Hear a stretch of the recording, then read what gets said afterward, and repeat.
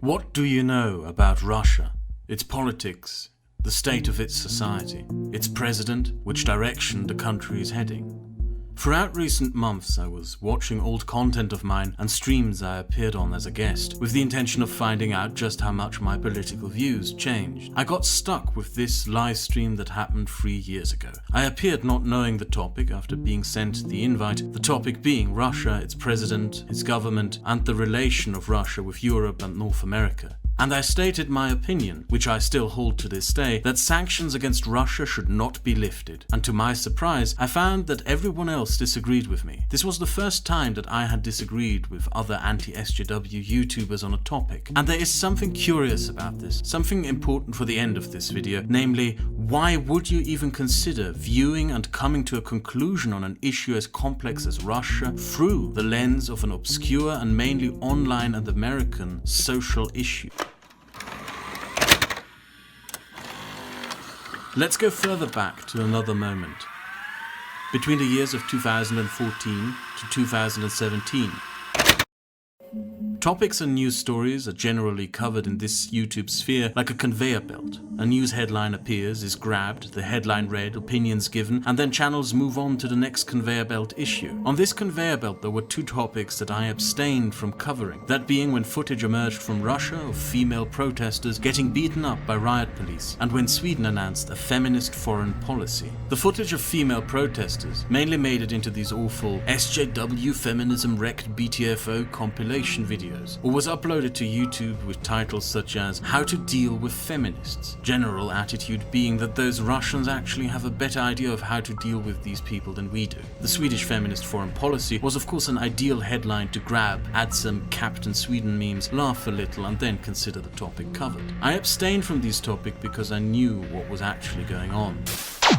Russia has for years been plagued with an enormous domestic violence problem. To give you a measure of comparison, in the United States, a country with twice the population, an average of 11,000 women become victims of domestic violence each year, with there being 1,800 domestic violence murder victims. In Russia, a country with twice the population, an average of 36,000 women became victims of domestic violence every year, with 3,000 being murdered in domestic violence homicides every year throughout the 2000s. By 2013, the number had risen to 9,000 women being murdered by their partners every year. Under President Putin, Russian society pushed more and more to the political right in its social attitudes, a shift in the social climate strongly promoted by Putin's government. Traditionalist right-wing movements popped up throughout the country, promoting a vision of a resurrected, better, orthodox past. And within this climate, the same politician who had written, proposed and pushed through Russia's anti-homosexuality laws introduced legislation to decriminalize domestic violence. This might sound insane to you, but this political proposal was widely praised and supported in Russia. The Russian Orthodox Church being one of its biggest supporters, who declared that beatings were a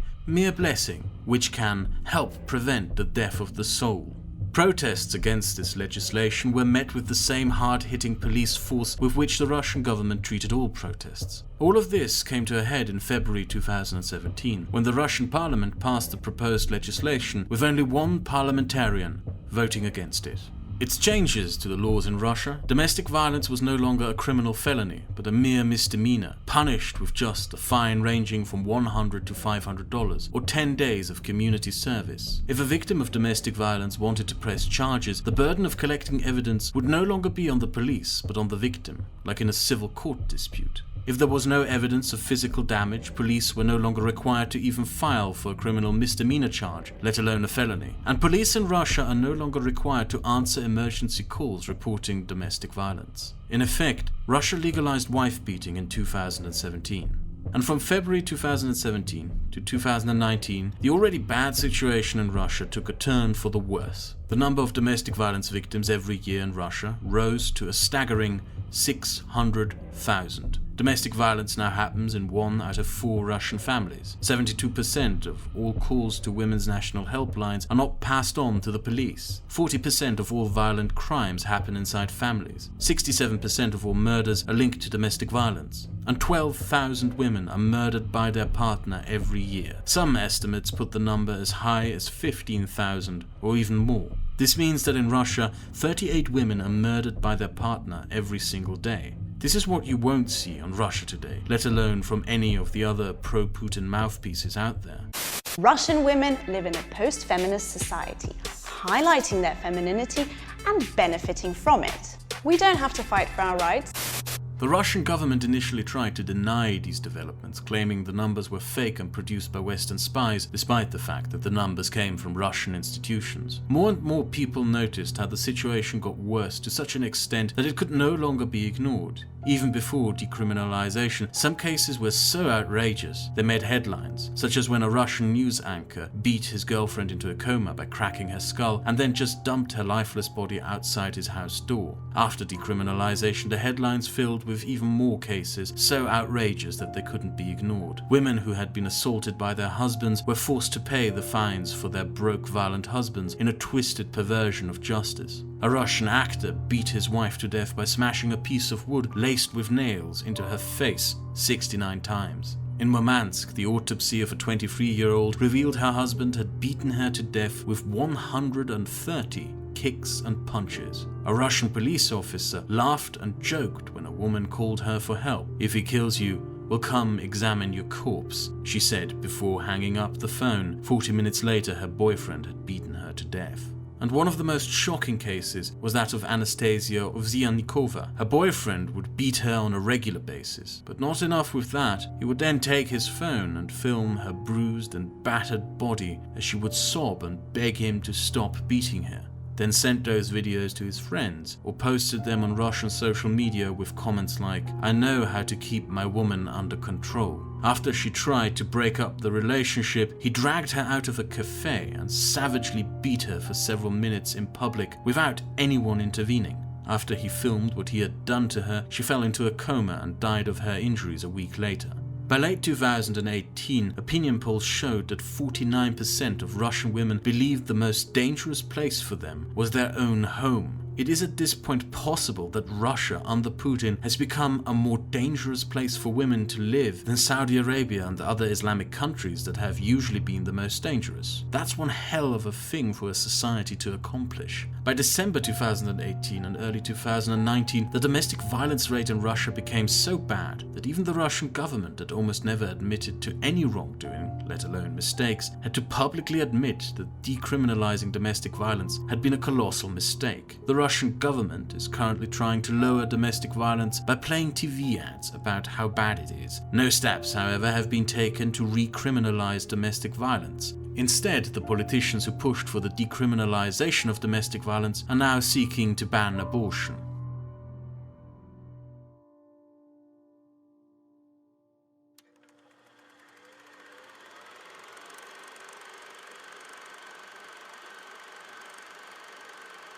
The Russian women you saw protesting in the wrecked feminism compilation videos were not blue-haired SJW brats demanding a safe space, but ordinary women from across Russia who throughout recent years have been vocally protesting what has been happening in their country and what was being done by their government. And the Swedish government's feminist foreign policy? You can read beyond the headlines and will find that it is a policy that is in large a reaction to events in Russia and even directed at Russia. Think of the Swedish left-wing government and its domestic policies what you may. Fact is, it is one of the few governments that actually bothered to condemn events and developments happening in Russia and even decided to do something about it. There is something curious and macabre here, especially when you read through the comments on those awful compilation videos. What you will notice is an online culture, or at the very least a political culture of engagement that has been built over years and is so heavily influenced and dictated by dividing the world into SJW and not SJW, right-wing good and left-wing bad, that people are unable to see beyond that simplistic two-dimensional perspective and are even spreading and just simply accepting false information. Never mind the fact that to the far-right denizens of the internet there's probably nothing wrong with wife-beating as long as it's done by a white man. But let's ignore those disgusting cretins for a moment, because it's the culture of skewed perception that I'm truly interested in for this video. Not one of the social justice YouTubers ever managed to fact-check any of this and make a rebuke, which aligns with what I previously said of social justice being an oversimplified way of seeing the world that never goes beyond the Western cultural sphere. You can see this reflected in how many liberals and left-wingers in the United States and the UK stand in opposition to Russia, but never seem to know why beyond the 2016 election. The reason why I know about what is going on in Russia is because I lived in a Russian immigrant community in Bavaria, and because in Central Europe people tend to keep up with news from Russia. But even worse than the simplistic way of seeing the world that some left-wingers may engage in is that if you browse through political commentary on YouTube, you will be extremely hard-pressed to find any voices critical of where Russian society is heading. The opposite, in fact. Paul Joseph Watson with Infowars.com, and this is the truth about Russia's anti-gay law. Now, have you actually read the English translation of the so-called Russian anti-gay law, or have you formed your opinion on it based on what the mainstream media told you? Russia is seen as a savior of Western civilization by those who opposed social justice and built an online culture in opposition to social justice. Putin, a leader who wishes to preserve national sovereignty in a fight against globalism, a great right-wing alternative to our supposed decadent and whimperish ways of democratic rule, an ally in the struggle against the far left and globalism, a force fighting an Islamic menace and creeping Sharia, and maybe even pro-free speech. And this attitude has permeated and ruptured out of the internet and into real-world politics. It is being especially promoted by some rather sinister characters, by some rather dubious far-right political activist groups, but also by political parties and big political influencers who have voiced a similar positive and endearing attitude towards Putin's Russia and the direction it is heading to. The great right-wing protector of tradition and sovereignty. Problem is, though, that none of these people who praise him seem to speak any Russian. На пресс-конференции зашла речь о независимости и суверенитете. Владимир Путин, в частности, отметил, что в современном мире все государства взаимозависимы, а Александр Лукашенко, отвечая на вопросы журналистов, заявил, что Россия и Белоруссия готовы объединиться, если к этому готовы их народы.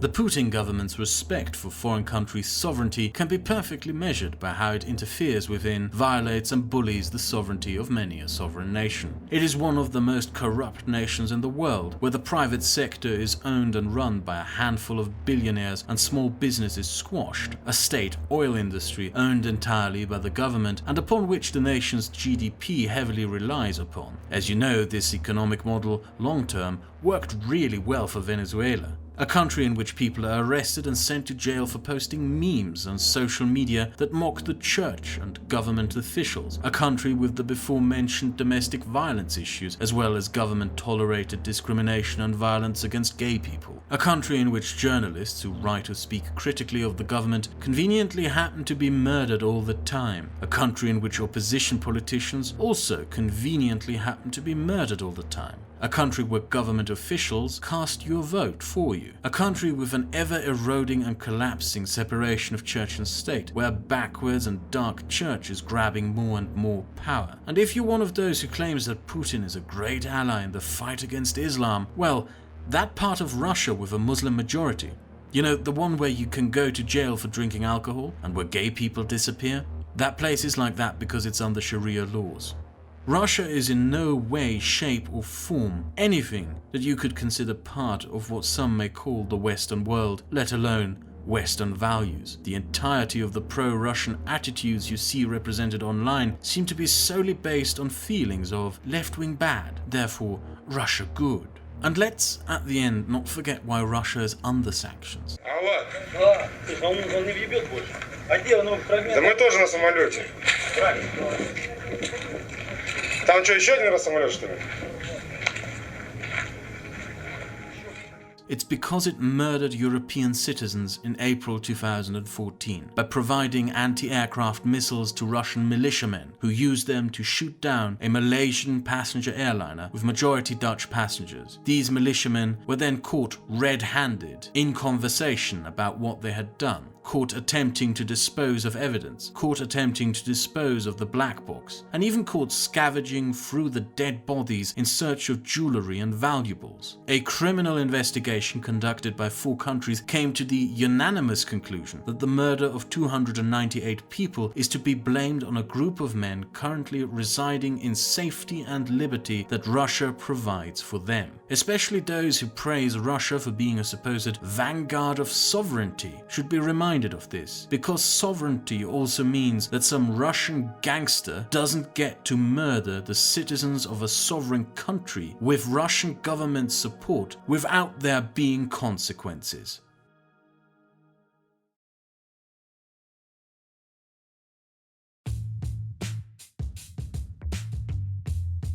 What, however, stands at the end of this video is something to do with the attitude and ideology that has developed on this sphere of the internet over the past couple of years, which has made an acceptance of a tyrant like this possible in the first place. This attitude and delusion, the idea that the world's politics and the political spectrum in general is somehow only defined by a battle of power between some far-left globalist cultural Marxism narrative and an anti-globalist right. This way of seeing the world, the idea that this is the definition of all there is to our culture of engagement and politics, is dangerous and simply false. If you're willing to embrace tyrants for the supposed purpose of fighting tyranny, then what the hell have you turned into? What I failed to notice in 2016 and 2017, when the Putin praising started and when ordinary women who protested an actual and urgent women's rights issue were falsely labeled and branded as SJWs for the purpose of preserving